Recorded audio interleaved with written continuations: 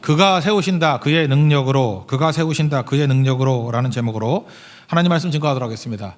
열왕기상 읽다 보면은 5장부터 8장까지가 좀 읽기 힘든데 이유가 성전 건축하는 자세한 내용들입니다. 성전 건축하는 거예요. 근데 약간은 생뚱맞게, 약간 어울리지 않게 갑자기 1절부터 12절까지 보면은 왕궁 건축 얘기가 나옵니다. 되게 어색합니다. 성전 건축 쭉 하다가 왕궁 얘기가 왜 나오나? 저는 이렇게 생각합니다. 어색함도 메시지예요. 일부러 열왕기상 기자가 어색하게 쓴 거예요. 왜 왕궁 건축을 슬쩍 집어넣었을까? 되게 어색하다는 거예요. 우리 인생도 어색할 때는 멈추고 점검해 봐야 된다고 생각합니다. 뭔가 이렇게 자연스럽지 않아요. 그럴 때 무슨 메시지가 있는 거거든요. 이게 무슨 뜻이 있을까? 이걸 보라는 것입니다. 먼저 6장 38절 그 마지막 절을 한번 보겠습니다. 6장 38절을 보면 뭐라고 되어 있죠? 다 같이 읽겠습니다. 시작. 11째 해 봄 불월 곧 8째 달에 그 설교와 식양대로 성전 건축이 다 끝났으니 솔로몬이 7년 동안 성전을 건축하였더라. 그러니까 성전 건축 몇 년 동안 했죠? 7년. 상식이죠. 성전은 7년 동안 지었습니다. 근데 오늘 1절을 보니까 왕궁은 몇 년 동안 지었습니까? 13년.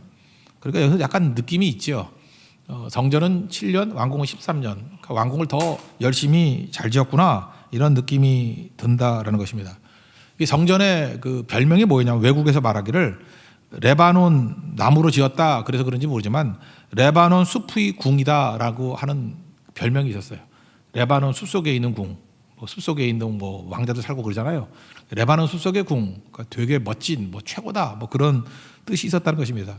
백향목에 대해서 얘기했죠. 향기가 난다니까요. 그래서 백향목이잖아요. 향이 나고 그게 견고하고 얼마나 단단한지. 그죠? 1000년 간다 그러죠. 2000년 간다. 2000년 동안도 썩지 않은 나무니 보통 나무가 아니죠. 거기다가 또 금주에 한번 찾아보니까 피톤치드 이런 거 있죠. 그죠? 동백나무 이런 데 나오는 것 같다는데 향균 면역력이 있어가지고 벌레가 없대요. 벌레가. 여러분이 벌레라고 합시다. 가면 이렇게 맛있는 나무에 들어가잖아요.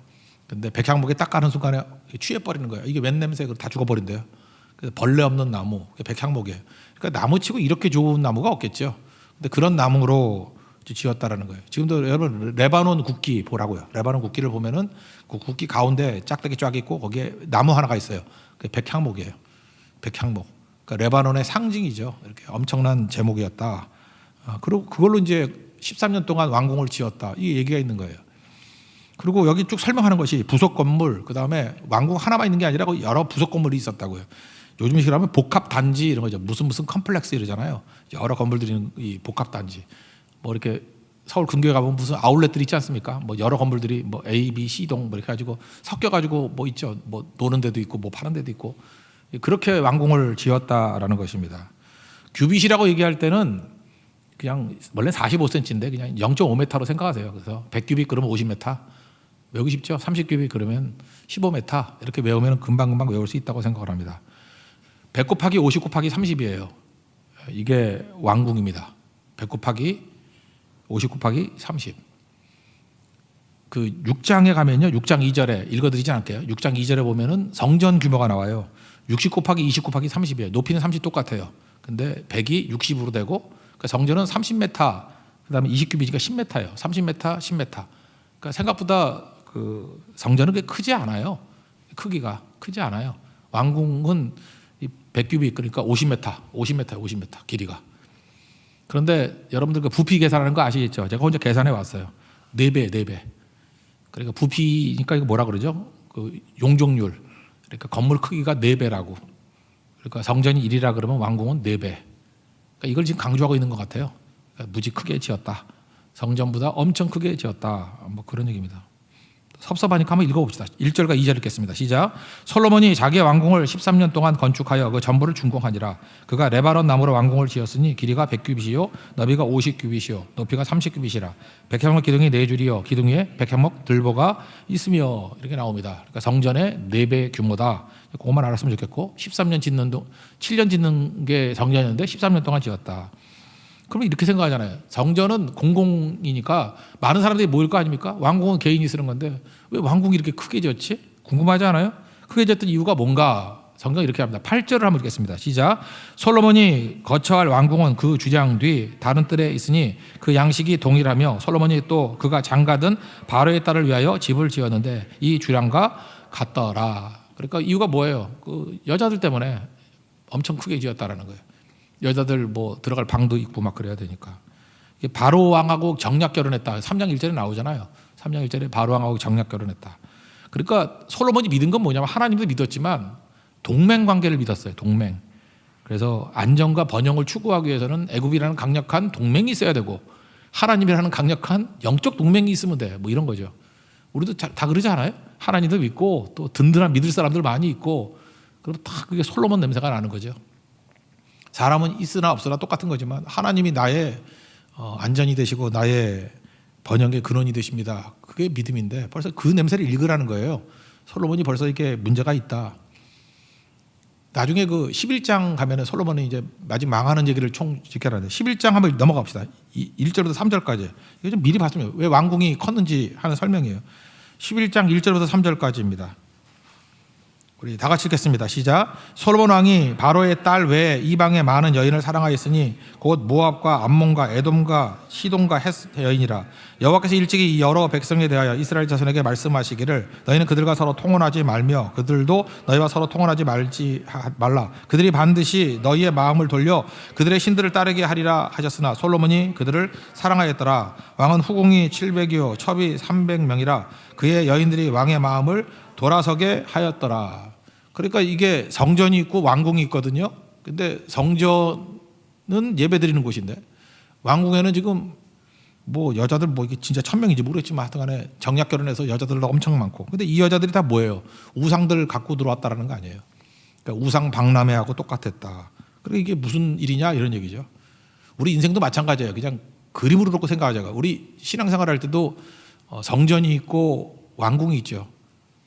예배가 있고 일터가 있잖아요. 그러면 사실은 예배의 모델 그대로 일터가 돼야 되는데 예배는 축소가 돼버리고 일터가 막 커지는 경우가 있죠. 거기가 너무너무 커지는 거.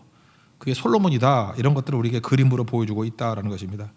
왕궁이 자꾸만 커지는 거예요. 커지는 이유가 뭐죠? 하나님의 주신 축복을 받았는데 그걸 유지를 해야 돼요. 유지를 하려고 그러는데 인간적인 방법으로 유지하려고 그런다고. 뭐로? 신앙이 아니라 외교와 정치로.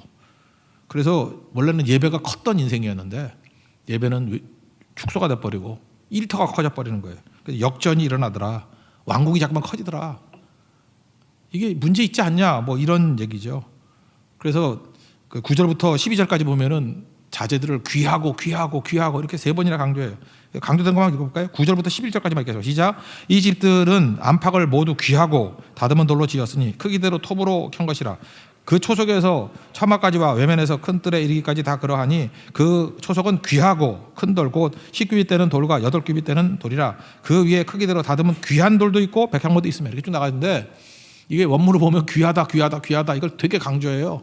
그러니까 성전 지을 때 강조하는 표현보다 더 강조해요. 귀하고 그러니까 이해는 되지만 여기서 이 본문이 우리가 말을 걸어오잖아요.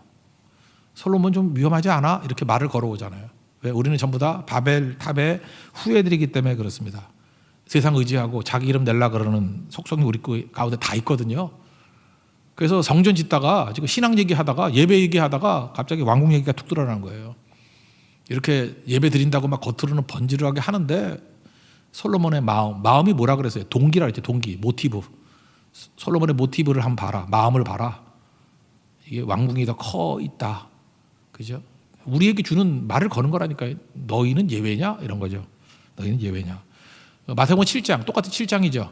여기 열왕기상 7장인데 거기 보면 마지막 쪽에 보면은 이 반석 위에 지은 집하고 모래 위에 지은 집이 쭉 나온다고요.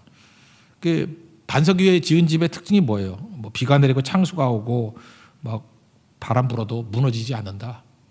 그래서 끝까지 간다는 거죠. 반석이요, 뭐 말씀 위에 세운 집, 신앙 위에 세운 집. 모래 위에 세운 게 지금 솔로몬 같은 거죠. 뭐 외교, 정치, 뭐 인간의 힘, 뭐 이런 거, 정략 결혼, 지 머리를 써가지고 그런 거 모래 위에 세웠기 때문에 어떤 일이 벌어져요. 비가 내리고 창수가 오고 바람이 부니까 그 집에 부딪히니까 무너져. 무너짐이 심하더라. 아무것도 없더라. 그러니까 여러분 인생 어디다가 세우고 있습니까? 지금도 그래요. 뭐 바빠요. 되게 바빠. 이유가 뭐냐? 하나님 말고 세상적인 걸로 집 세우려고 모래 위에 세운 겁니다. 쉽게 세울 수 있을 것 같이 보이죠. 잘 세울 수 있는 것 같이 보이죠. 근데 인생에 비가 오거든요. 창수가 오거든요. 바람이 불거든요. 무너집니다. 오늘 우리에게 주는 말씀이에요. 솔로몬 그래서 무너지잖아요. 왜? 다윗은 반석 위에 세운 집이었다 그러면 솔로몬의 신앙은 모래 위에 세운 거예요. 무너지지 않느냐?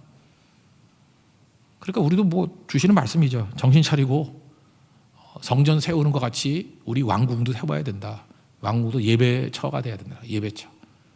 그렇죠. 그래서 성전은 화려한데, 그죠? 내 일터가 너무 이렇게 신앙적으로 초라해 보면 안 된다는 거죠. 오히려 외적으로 볼 땐 일터가 더 4배 이상 커져 있는, 그렇다 그러면은 솔로몬의 길을 걸어가고 있는 것이다. 조심해라, 돌아와라. 그런 메시지라는 것입니다. 그래서 1절부터 12절까지 내용은 쭉 읽어보면서 야, 솔로몬이 참 왕궁 잘 지었다 이렇게 생각하는 게 아니라, 나도 왕궁을 짓고 있거든요. 내 본심이 왕궁에 있는지 아니면 성전에 있는지 그 마음을 가지고 신앙이 축소되고 내 왕궁이 잠깐 확대되는 솔로몬의 길은 위험하다. 이걸 꼭 깨닫고 다시 예배가 커지고, 그죠? 신앙이 커지고 우리 삶 속에서도 신앙이 흘러갈 수 있는, 그 영향력이 흘러갈 수 있는 우리 믿음의 종 되기를 바랍니다. 그 다음 두 번째 나오는 얘기가 이제 13절부터 22절까지인데 기둥 2개가 나와요. 야긴과 보아스. 오른쪽이 야긴, 왼쪽이 보아스라 그러는데, 성전 다 짓고 난 다음에 보통 기둥 그러면 기둥이 건물을 지탱하기 위해서 기둥을 세우는 거 아니에요.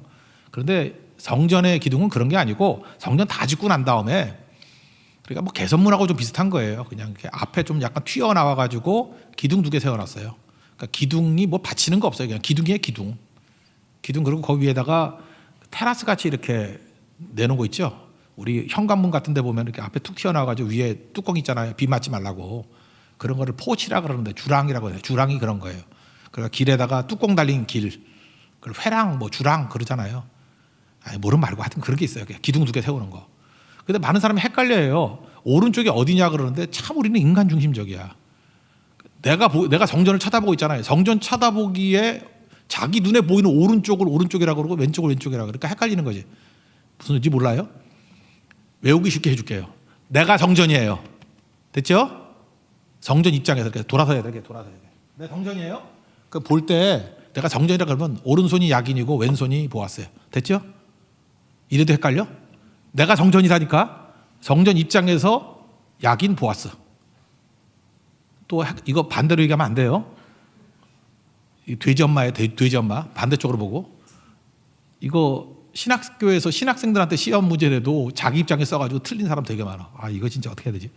내가 정전이면은 이렇게 돌아서면 이쪽이, 그러니까 우리가 볼 때 이렇게 읽는 순이죠. 이렇게 글 읽을 때 왼쪽부터 오른쪽으로 쭉 있잖아요. 그러니까 내가 볼 때 이렇게 왼쪽에 있는 게 뭐예요? 야긴. 내가 볼 때 오른쪽에 있는 게 뭐예요? 보아스. 이해가 되시죠? 내 몸이 성전이라 그러면 야긴과 보아스. 내 몸이 성전, 야긴과 보아스.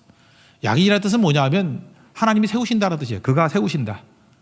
그 다음에 보아스는 룻의 남편이었잖아요. 그에게 능력이 있다. 그러니까 보아스는 능력이 있다. 진짜 능력이 있잖아요. 룻 다 세워버렸잖아요. 보아스가 능력이에요, 능력. 그래서 남자들은 능력 있는 남자가 좋은 것 같아요. 그래서 여러분들 이름은 보아스라고 지으세요. 능력 있는 남자예요. 그에게 능력이 있다. 그러니까 하나님 그 아들 예수님의 뜻이죠. 그래서 성전을 멀리서 보면서 성전 건물에서 주는 메시지가 있다는 거예요. 아, 크다, 멋지다. 그거 보라는 게 아니라는 거예요. 성전 건물 보지 말고 성전 앞에 있는 기둥 보라는 거예요. 멀리서 성전을 보는 순간에 사람들 무슨 생각을 했어요? 그가 세우신다. 그에게 능력이 있다. 그가 세우신다. 그에게 능력이 있다. 우리 인생도 마찬가지죠. 우리 인생이 다 무너져 있어요. 성전을 딱 보는 순간에 첫 번째 무조건 고백해야 될 게 뭐예요? 하나님이 세우신다. 하나님께 능력이 있다. 그가 세우신다. 그에게 능력이 있다. 야긴 보았어요. 그게 메시지예요. 그래서 멀리 잘 보이도록 만들었다. 그죠? 그 다음에 그 위에도 또 뚜껑 만들었어요. 뚜껑 만들어가지고 이렇게 만들었는데, 그게 중요한 건 아니고요. 그래서 아브라함도 보세요. 아브라함도 사실은 성전 신앙이 있었던 거죠. 머리서 하나님 바라보고 난 다음에 본토 친척 아비 집을 뻔하고 갈 곳을 알지 못하고 갔죠. 이유가 뭐예요? 하나님 성전 바라본 거죠. 성전이 뭐였어요? 그가 세우신다. 그에게 능력이 있다.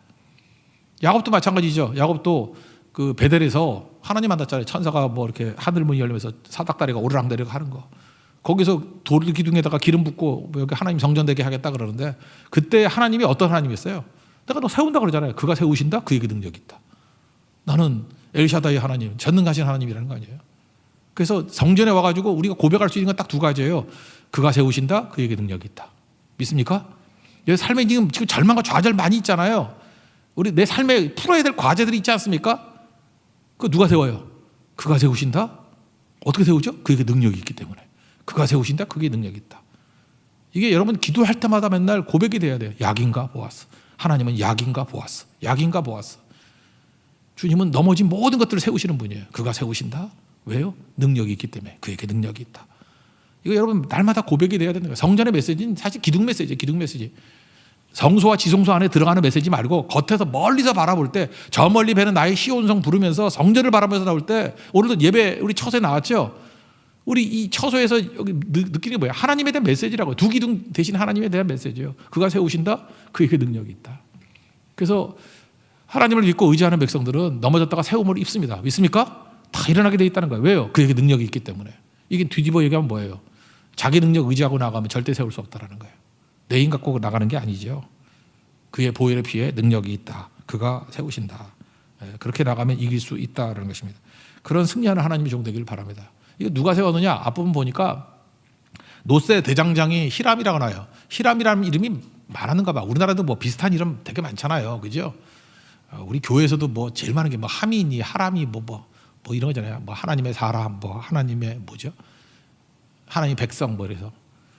그 시대마다 그 유행하는 이름들이 있잖아요. 안 그래요? 옛날 이름은 영희철수였고 이렇게 다 있잖아요. 이 당시에도 이름이 히람이라는 이름이 되게 유행했는 거예요. 왕도 히람이고 여기 대장장이도 히람이에요. 히람. 근데 엄마는 이스라엘 사람이에요. 납달리 지파 사람이고 아버지가 두로 사람이래요. 그러니까 국제 결혼했는가 봐. 그래서 13절 14절 한번 읽어보겠습니다. 시작. 솔로몬 왕이 사람을 보내어 히람을 두로에서 데려오니 그는 납달리 지파 과부의 아들이요 그의 아버지는 두로 사람이니 노세 대장장이라. 이 히람은 모든 일에 지혜와 총명과 재능을 구비한 자이더니 솔로몬 왕에게 와서 그 모든 공사를 하니라. 이건 의미가 있죠. 왜 이렇게 이방인, 반쯤 이방인 되는 사람을 불렀죠? 하나님의 성전은 만민이 기도하는 집이다. 그러니까 택한 받은 몇 사람만이 아니라 모든 백성들이 와가지고 기도하는 집이다. 그러니까 개방성이에요. 개방성. 예수 믿을 것 같은 사람만 데려오는 게 교회가 아니고요. 모든 사람이 와가지고 예배 드릴 수 있는 그런 곳이다. 그래서 그것도 뭐로 만들었어요? 이게 노수로 만들었다고. 이걸 청동이라 그러는데 이거 얘기 한번 해볼까요? 청동. 우리가 요즘에 많이 보는 건 청동은 잘 못 봐요. 우리 지금 철기 시대인데 왜 청동기를 왜 봐? 우리 청동기 시대 아닌데. 그 합금이거든요. 구리 합금인데 구리 합금이에요. 이 동이라는 건 구리 합금인데 1520년에 처음으로 구리 플러스 아연 합금이 나왔어요. 구리 플러스 아연. 구리하고 아연하고 이렇게 합금해가지고 많이 나오는 게 시계 같은 거, 이렇게 반짝반짝 빛나는 거 있죠. 예, 시계 합금에 그 중국제 짝퉁 시계 사면은 아연 합금 되게 많아. 아연하고 구리한 거.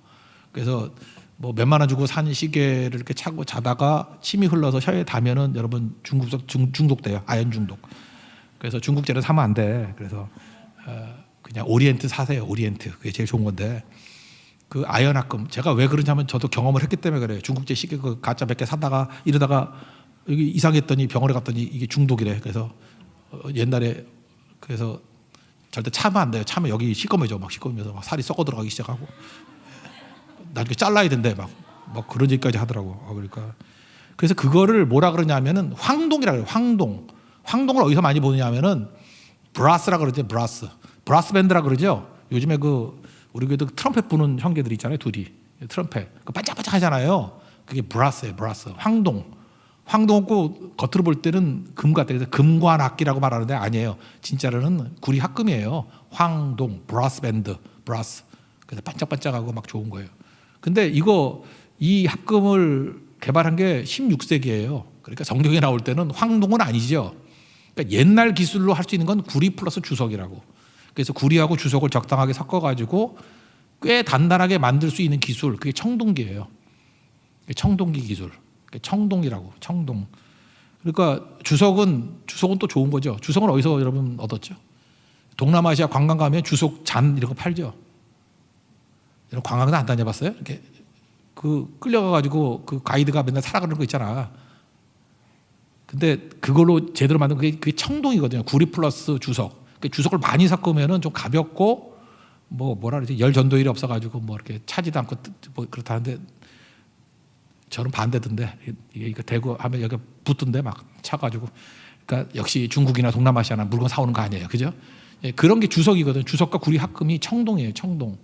근데 이거 기술이 되게 뛰어나야 돼요. 비율을 잘해야 되고 그래야 좋은 게 만들어지는데 이 기술자가 어디 있었어요? 레바논에 있었다고, 두로에 있었다고 데려와가지고 일을 하더라. 뭐 그런 얘기예요. 그래서 저는 그래요. 이게 청동으로 이게 만든다 그러면 성전 두 기둥 만든 거 그런 거 좀 만들어 팔면 좋겠어. 예, 그러면 내가 진짜 돈 주고 살 건데. 주석 같은 거 동남아시아에서 머리가 안 돌아. 맨날 불상이나 만들지. 성전 두 기둥 이런 거 만들면 되게 좋아. 약인가 보았어. 그 뭐로 만들었어요? 청동으로 만들어. 청동으로. 그죠? 구리 주석 합금으로 만들었다. 뭐 그런 얘기입니다. 21절 22절 한번 읽겠습니다. 시작. 이 두 기둥을 성전 주령 앞에 세우되 오른쪽 기둥을 세우고 그 이름을 야긴이라 하고 왼쪽 기둥을 세우고 그 이름을 보아스라 하였으며 그 두 기둥 꼭대기에는 백합화 형상이 있더라. 두 기둥의 공사가 끝나니라. 그래서 성전에서 중요한 걸 포인트를 주는 거잖아요. 외형으로 볼 때 두 기둥이 중요하다. 우리도 마찬가지예요. 성전을 바라보면서 우리의 신앙 고백이 돼야 된다는 거예요. 보고 고백하라는 거예요. 그가 세우신다 그의 능력으로. 이거 버릇같이 나와야 돼. 툭 건들면 그가 세우신다 그의 능력으로. 우리 삶의 모든 것들 문제가 있을 때 병든 사람이 있으면 그가 이렇게 세우신다. 예수님이 그러셨잖아요. 예수님의 능력으로. 그게 성전이에요. 야긴과 보아스. 오늘도 여러분 야긴과 보아스를 붙들고 기도하는, 그래서 응답이 있는 우리 하나님 정되기를 축원합니다. 그 다음 또 나오는 게 바다에 관한 거예요. 바다는 덫이 그냥 바다에 넓은 바다, 뭐 태평양 같은 바다를 얘기하는데 이건 23절부터 26절까지 뭐 얘기인데 물탱크예요. 물탱크인데 그 다음에 나중에 물대접이 나와요. 그러니까 물두멍이라 그러는데 물탱크, 이 바다가 하는 거는 제사장이 씻는 거예요. 그래서 작은 풀장 같은 거예요. 이 크기도 꽤 크죠. 그래서 풀장 같은 데서 인간이 씻는 거고 물두멍은 재물들을 씻는 거예요. 그래서 10개 바퀴 달린 것들을 만들어서 물두멍 만들었어요. 이렇게 끌고 가면서 동물들 쉽게 만드는 거. 그러니까 철저히 씻어야 된다, 뭐 이런 뜻이겠죠. 저는 제목을 이렇게 삼고 싶어요. 많은 물로 다 씻을 수 없는 우리의 죄. 씻어야 된다는 걸 보여주고 있어요. 근데 물로 씻어가지고 됩니까?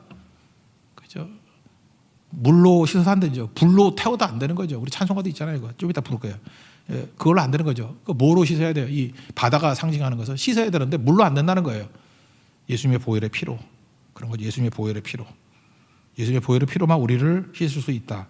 이거 히브리서 얼마 전에 강의했는데 9장 12절 보니까 염소와 송아지의 피로 하지 아니하고 오직 자기의 피로 영원한 속죄를 이루어 단번에 성소에 들어가셨니라. 예수님의 피로 우리를 씻을 수 있습니다. 믿습니까? 그 십자가의 보혈의 피를 의지해야 된다는 거예요. 10장 19절 보니까 예수의 피를 힘입어 성소에 들어갈 담력을 얻었나니. 그러니까 이 바다가 상징하는 뭐예요? 궁극적으로 예수님의 보혈의 피로만 우리를 씻을 수 있다. 자기의 이 세상의 의 갖고는 안 되고 오직 예수 그리스도의 의로만 씻을 수 있다. 오늘도 예수 그리스도의 보혈의 피로 우리의 모든 것들을 씻고 깨끗하게 주님 앞에 살 수 있는 우리 하나님의 종 되기를 바랍니다. 이 정도만 봤으면 좋겠어요. 그리고 마지막은 이제 버킷리스트 얘기인데 40절부터 51절까지 얘기는 이런 거예요. 솔로몬의 성전이라 그러는데 사실은 이름 없이 많이 헌신했다는 거예요. 많은 사람들, 또 히람, 뭐 그런 거죠. 48절부터 50절까지 한번 읽어보겠습니다. 시작. 솔로몬이 또 여호와의 성전의 모든 기구를 만들었으니 곧 금당과 진설병의 금상과 내소 앞에 좌우로 5씩 둘 정금 등잔대며 또 금꽃과 등잔과 불집게며 또 정금 대접과 불집게와 주발과 숟가락과 불을 옮기는 그릇이며 또 내소 곧 지성소 문의 금 돌적이와 성조 곧 외소문의 금 돌적이더라. 그러니까 성소와 지성소에는 주로 금으로 다 도금했고요. 바깥에는 다 무엇으로 했어요? 노수로, 청동으로 했어요. 그러니까 바깥은 청동, 안에는 금.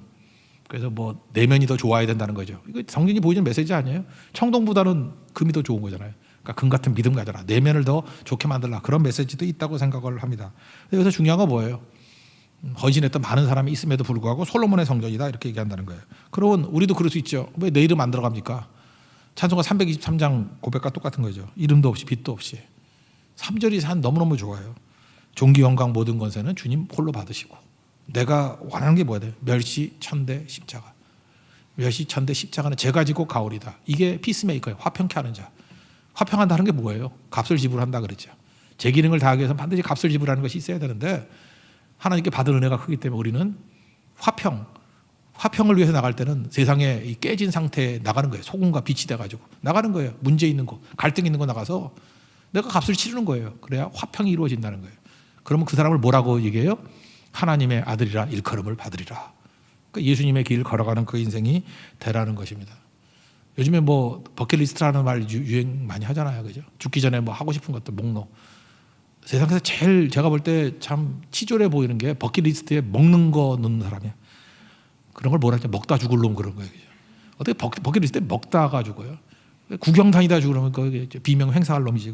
뭐 돌아다니다가 죽을 거예요? 우리의 버킷리스트는 뭐 영적 버킷리스트는 뭐가 되겠어요? 하나님이 돼야죠. 하나님. 예배가 돼야 되고 뭐 성도가 돼야 되고. 그러니까 우리 영혼의 세계, 우리 천국 갈 거 아니에요. 천국 가기 전에 마지막으로 하나님 앞에 서기 전에, 예수 앞에 서기 전에 우리가 해야 될 일, 그게 버킷리스트가 돼야죠. 뭘 해야 되겠느냐? 저는 그랬으면 좋겠어요. 지금도 우리 찬송가 지금 1장부터 쭉 하는데 찬송가 640 몇 장까지 돼 있을 거예요. 650장 좀 안 되는데 그 찬송 한번 다 부르다 죽었으면 좋겠습니다. 그럼 잘 안 죽겠죠? 너무 길어가지고. 안 죽으려면 천천히 부르면 돼요. 그러면 되죠. 그 다음에 그거 끝나면 그 다음 뭐 하면 되겠어요? 가나다 순으로 한번 불러보겠습니다. 예, 그러면 되는 거죠. 성경도 마찬가지예요. 창세기부터 요한계시록까지 한번 읽고 가겠습니다. 인생이 그런 거라고요. 그게 버킷리스트가 돼야죠. 한번 다 읽고 다 부르고 다 찬양하고 그런 것들이 돼야죠. 버킷리스트 그래서 그런데 어떤 지방에 계신 어떤 가정이 있어요. 광주에 계신 분인데 제가 이렇게 뭐 메시지를 보니까 그러대요. 광주 좋은 곳인데, 전라남도 광주 좋은 곳인데 서울에 지금 뭐 팬데믹만 많고 힘든데 여기 오시겠대요. 근데 집도 다 팔았대요. 왜 혹시 다시 돌아갈까 미련도 없이.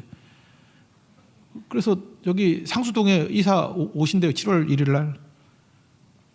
와서 뭐 하느냐? 이유는 뭐냐? 세 자녀가 있는데 세 자녀 예배자 만들겠다고.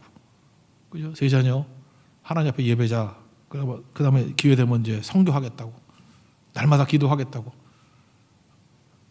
저는 이해가 안 돼요. 광주엔 교회가 없나? 교회가 있을 건데 하여튼간에 뭐 여기서 하고 싶은가 봐요. 그죠? 홍대 앞에 오고 싶은 건지 모르겠지. 하여튼간에 그런 거. 근데 이분을 보니까 내가 이분의 버킷리스트는 거예요. 하나님 앞에 마음껏 예배하는 거예요. 찬송가도 그거 있잖아요. 만입이 내게 있으면. 그거 원래 찬양할 때 설암, 이 혀에 암이 걸린 분이었대잖아요. 마지막 혀 잘라내기 이전에 할 일이 뭐 있습니까? 그랬더니 그 찬송 부르다가 가겠다고. 만입이 내게 있으면. 그 입 다 가지고. 하나님 일은 참여하다 가겠다고. 그게 버킷리스트예요. 버킷리스트. 우리 인생에도 이런 버킷리스트가 있는 모습이 있기를 원합니다. 그래서 오늘 사실은 이게 뭐 겉으로 볼 때는 그냥 성전 짓는 얘기 아니에요. 근데 여기서 분명히 의도가 있다니까요. 뭐가 어색하면 걸려야 돼요. 성전보다 왜 왕궁이 커지지? 우리가 그러고 있잖아요. 이거 봐라. 뭐 예배는 자꾸 축소돼 버리고 자꾸만 내 거 하다가 위험합니다. 위험해요. 그리고 성전을 바라볼 때 우리 인생이 다 깨져 있잖아요. 뭘 바라봐야 돼요? 뭐 들어가기 이전에 멀리서 보면 그냥 말끝마다 야긴 보아서 외쳐야 된다고. 그가 세우신다 그의 능력으로. 이건 우리 성도들 뚜껑 들면 나와야 될 얘기예요. 예수님이 세우십니다. 예수님의 능력으로. 그가 세우신다 그의 능력으로. 그가 세우신다 그의 능력으로. 그가 세우신다 그의 능력으로. 혹시 여러분들 쌍둥이 나오면 애를 약인가 보아스로 지으세요. 그가 세우신다 그의 능력으로. 그가 세우신다 그의 능력으로. 쌍둥이 나올 능력을 주실 겁니다. 그가 세우신다 그의 능력으로. 얼마나 좋아요. 그죠? 그 능력 있는 거죠. 받아. 그 피를 힘입어서 정결해 될 수 있습니다. 마지막 우리 버킷리스트. 만입이 되게 있어도 그 입 다 가지고 주 이름 참여하다 가기를 원합니다. 그런 모습이 되는 하나님의 종 되기를 원합니다. 자리에서 일어나겠습니다. 그 찬양합시다. 그럼 만입이 되게 있으면 그 입 다 가지고.